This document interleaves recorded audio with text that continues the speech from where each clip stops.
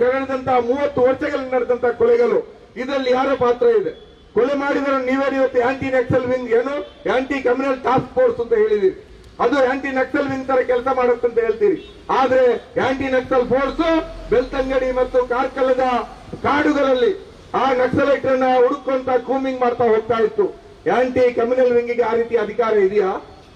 Aunty communal wing ಆ ರೀತಿ ಅಧಿಕಾರ ಇದ್ರೆ ಅದು ಬಹುಶಃ ಫಸ್ಟ್ ಬಿಜೆಪಿಯ ಶಾಸಕರ ಮನೆಗಳಿಗೆ ತಲುಪಬೇಕಿತ್ತು. ಸಾಧ್ಯ ಇದೆಯಾ ಸಿದ್ದರಾಮಯ್ಯ ಅವರೇ? ಸಾಧ್ಯ ಇದೆಯಾ ಜಿ ಪರಮೇಶ್ ಅವರೇ? ಸಾಧ್ಯ ಇದೆಯಾ ಮಿಸ್ಟರ್ ಯುಟಿ ಖಾದರ್? ಸಾಧ್ಯ ಇದೆಯಾ ನಿಮ್ಮ ಆಂಟಿ ಕಮ್ಯುನಲ್ ವಿಂಗಿಗೆ ಇಲ್ಲಿಯ ಕೋಮುವಾದಿ ಶಕ್ತಿಗಳ ನೇತೃತ್ವವನ್ನು ವಹಿಸಿರುವಂತಹ ವೇದವ್ಯಾಸ ಕಾಮತ್ರ ಮನೆಗೆ ಹೋಗುವಂತ ಧೈರ್ಯ ಇದೆಯಾ? ಭರತ್ ಶೆಟ್ಟರ್ ಮನೆಗೆ ಹೋಗುವಂತ ಧೈರ್ಯ ಇದೆಯಾ? ಹರೀಶ್ ಪೂಂಜಾ ಮನೆಗೆ ಹೋಗುವಂತ ಧೈರ್ಯ ಇದೆಯಾ? ಇಲ್ಲ ಅಂದ್ಮೇಲೆ anti Naxal anti communal wing ಮಾಡ್ಕೊಂಡು ಏನ್ ಮಾಡ್ತೀರಿ ನೀವು? ಹೆಚ್ಚಂದ್ರೆ ಇಂತಹ ಪ್ರತಿಭಟನೆಗಳ ಸಂದರ್ಭದಲ್ಲಿ ಅವರೊಂದಿಷ್ಟು ಮಾರ್ಚ್ ಪಾಸ್ಟ್ ಮಾಡಿ ಪ್ರತಿಭಟನಾಕಾರರಲ್ಲಿ ಒಂದಿಷ್ಟು ಕಾನೂನು ಸುವ್ಯವಸ್ಥೆ ಬಗ್ಗೆ ಭಯವನ್ನು ಹುಟ್ಟಿಸಬಹುದು. ಗಲಾಟೆ ಆದಾಗ ಒಂದು ರಿಸರ್ವ್ ಪೊಲೀಸ್ ಪಡೆ ನಿಮ್ಗೆ ಹೆಚ್ಚುವರಿ ಇದ್ದಷ್ಟೇ ಹೊರತು ಇನ್ನೇನು ಲಾಭ ಆಗುವುದಿಲ್ಲ. ಅದಕ್ಕಾಗಿ ನಾವು ಬೇಡಿಕೆಯನ್ನು ಇಡ್ತಾ ಇದ್ದೀವಿ. ಇದು ಕೇವಲ ಲಾ ಅಂಡ್ ಆರ್ಡರ್ ಪ್ರಾಬ್ಲಮ್ ಅಲ್ಲ, ಕಾನೂನು ಸುವ್ಯವಸ್ಥೆ ಪ್ರಾಬ್ಲಮ್ ಅಲ್ಲ. ಮಾನ್ಯ ಯುಟಿ ಖಾದರ್ ಅವರೇ, ಜಿಲ್ಲೆಯ ರಾಜಕಾರಣ ಇವತ್ತು ನಿಮ್ಮ ಕೈಯಲ್ಲಿದೆ ಅಂತ ಜನ ಮಾತಾಡ್ತಾ ಇದ್ದಾರೆ. ಅದರಿಂದ ನೀವು ಅರ್ಥ ಮಾಡಿಕೊಳ್ಬೇಕು. ಇದೊಂದು ಪೊಲಿಟಿಕಲ್ ಸ್ಟ್ರಗಲ್, ರಾಜಕೀಯ ಹೋರಾಟ, ಇದೊಂದು ರಾಜಕೀಯ ಯುದ್ಧ ದಕ್ಷಿಣ ಕನ್ನಡ ಜಿಲ್ಲೆಯಲ್ಲಿ ನಡೀತಾ ಇರೋದು.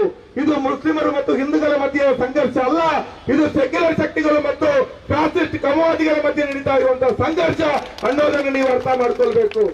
ಆ ನಿಟ್ಟಿನಲ್ಲಿ ಇವತ್ತು ಆ ಕಥನಗಳು, ಕೋಮುವಾದಿ ಫ್ಯಾಸಿಸ್ಟರು ಕಟ್ಟಿದಂತ ಕಥನಗಳು, RSS ಸಂಘ ಪರಿವಾರ ಕಟ್ಟಿದಂತ ಕಥನಗಳು, ಅವರು ನಡೆಸಿದಂತ ಈ ಮತೀಯ ದ್ವೇಷದ ಕೊಲೆಗಳು, ಅದಕ್ಕೆ ಪ್ರತೀಕಾರವಾಗಿ ನಡೆದಂತಹ ಇನ್ನಷ್ಟು ಕೊಲೆಗಳು, ಇವೆಲ್ಲವೂ ಕೂಡ ಜನರ ಮುಂದೆ ಬೆತ್ತಲಾಗಬೇಕು.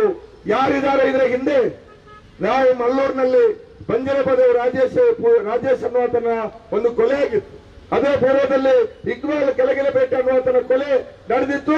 ಅದಕ್ಕೆ ಪ್ರತೀಕಾರದ ಹೆಸರಿನಲ್ಲಿ ರಾಜೇಶ್ ಪೂಜಾರಿ ಕೊಲೆ ಬೆಂಜಲಪುರದಲ್ಲಿ ನಡೆದಾಗ ಇನ್ನೋಸೆಂಟ್ ಆದಂತಹ 3 ಜನ ಮುಸ್ಲಿಂ ಯುವಕರನ್ನ, ಒಬ್ಬ ಕತ್ತರಿ ಸಾಲೆ ಹಾಕುವವನು, ಇನ್ನೊಬ್ಬ ಪಿನಾಯಿಲ್ ಮಾಡುವವನನ್ನ ಇದೇ ಪೊಲೀಸರು ಸಂಘ ಪರಿವಾರದವರು 48 ಗಂಟೆ ಗಡುವು ಕೊಟ್ಟರು ಅಂತ ಹೇಳಿ ತಂದು ಜೈಲಿಗೆ ಹಾಕಿದ್ರು. ಕೊನೆಗೆ ನಾವು 7 ತಿಂಗಳು ಹೋರಾಟ ಮಾಡಿ ಅದನ್ನು ಸಿಐಡಿಗೆ ಹಸ್ತಾಂತರ ಮಾಡಿದೀವಿ.